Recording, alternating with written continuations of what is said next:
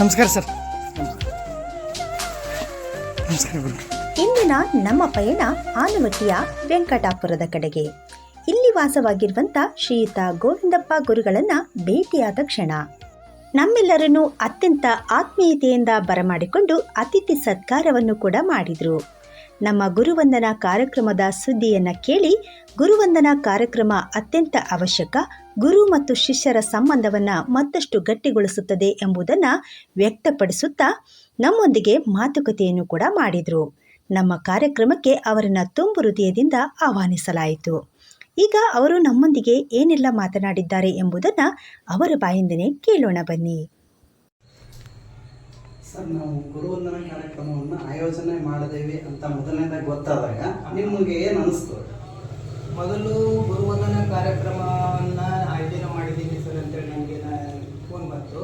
Phone ಬಂದ ತಕ್ಷಣ ನನಗೆ ಒಂಥರ ಏನಾಯಿತು ಅಂತಂದರೆ ಭಾಳ ಖುಷಿ ಆಯಿತು, ಸಂತೋಷ ಆಯಿತು. ನಮ್ಮ ವಿದ್ಯಾರ್ಥಿಗಳು ಈ ಸಂದರ್ಭದಲ್ಲಿ ಗುರುವಂದನೆಗಳ ಕಾರ್ಯಕ್ರಮವನ್ನು ಆಯೋಜನೆ ಮಾಡಿತ್ತು.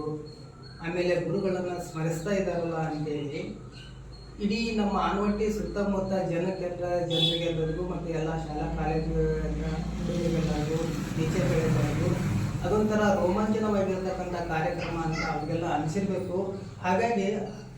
ಹಾಗಾಗಿ ನನಗೂ ಕೂಡ ಭಾಳ ರೋಮಾಂಚನ ಆಯಿತು. ಒಳ್ಳೆಯ ಸಂತೋಷವಾಗಿರ್ತಕ್ಕಂಥ ಕಾರ್ಯಕ್ರಮ ಇದು. ಆಮೇಲೆ ಗುರುಗಳನ್ನು ಸ್ಮರಿಸ್ತಕ್ಕಂಥದ್ದು ಭಾಳ ತುಂಬ ಭಕ್ತಿಪೂರ್ವಕವಾಗಿರ್ತಕ್ಕಂಥ ಕಾರ್ಯಕ್ರಮವನ್ನು ತಾವು ಆಯೋಜನೆ ಮಾಡಿದಿರಿ. ಆದ್ದರಿಂದ ನನಗೆ ತುಂಬ ಸಂತೋಷವಾಗಿ ಆಗ್ತದೆ. ನಾನು ಕೂಡ ನನ್ನ ಗುರುಗಳಿಗೆ ಈ ಸಂದರ್ಭದಲ್ಲಿ ನನಗೂ ಕೂಡ ಆ ಫೀಲ್ ಬಂತು. ನಮ್ಮ ಗುರುಗಳು ಕೂಡ ನಮಗೆ ಮಾಡಿರ್ತಕ್ಕಂಥ ಪಾಠ ಪ್ರವಚನಗಳನ್ನು ನಾವು ಕೂಡ ಮಾಡ್ಬೋದಿತ್ತಲ್ಲ ಆ ಸಂದರ್ಭದಲ್ಲಿ ಅಂತ ನನಗೂ ಕೂಡ ಆ ಭಾವನೆ ಬಂತು. ಹಾಗಾಗಿ ನೀವು ಈ ಕಾರ್ಯಕ್ರಮವನ್ನು ಆಯೋಜನೆ ಮಾಡಿದ್ದು ತುಂಬ ಸಂತೋಷವಾಗಿರ್ತದೆ ಕಾರ್ಯಕ್ರಮ ಆಗಿರ್ತದೆ. ನಾವು ಆವಾಗ ನಾವು ನಿಮ್ಮ ಜೊತೆಯಲ್ಲಿ ನಾವು ಕಾಲೇಜಲ್ಲಿ ಓದ್ತಾ ಇರುವಂತೆ ಆ ಸಂದರ್ಭದಲ್ಲಿರುವ ಕಾಲೇಜು ಹಾಗೂ ವಿದ್ಯಾರ್ಥಿಗಳ ಒಂದು ನಡುವಿನ ಬಾಂಧವ್ಯ ಆಗಲಿ ಆ ಕಾಲೇಜಿನ ಬಗ್ಗೆ ತಮ್ಮ ಅನಿಸಿಕೆಯನ್ನು ಸ್ವಲ್ಪ ಹೇಳಿದ್ರೆ ಭಾಳ ಚೆನ್ನಾಗಿದೆ.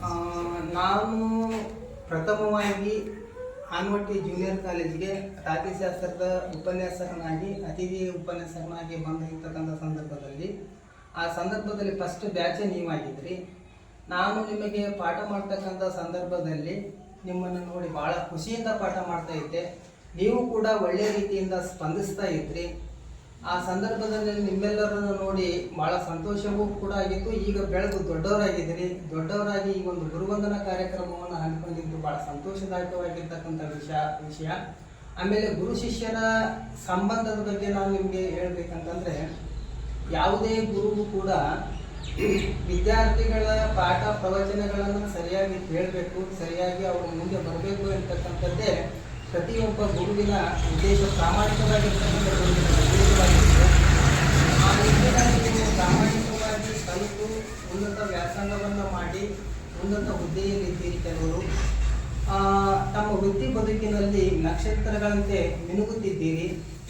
ಇದನ್ನು ನೋಡಿ ನನಗೆ ತುಂಬ ಸಂತೋಷದಾಯಕವಾಗಿರ್ತಕ್ಕಂಥ ವಿಷಯ ಎಂಬುದನ್ನು ಈ ಸಂದರ್ಭದಲ್ಲಿ ಹೇಳಲಿಕ್ಕೆ ನಾನು ಇಷ್ಟಪಡ್ತೇನೆ.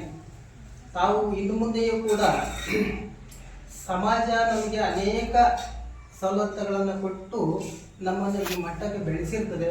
ಸಮಾಜಮುಖಿಯಾಗಿರ್ತಕ್ಕಂಥ ಕೆಲಸ ಕಾರ್ಯಗಳಲ್ಲಿ ತಮ್ಮನ್ನು ತಾವು ತೊಡಗಿಸಿಕೊಳ್ಳಬೇಕು.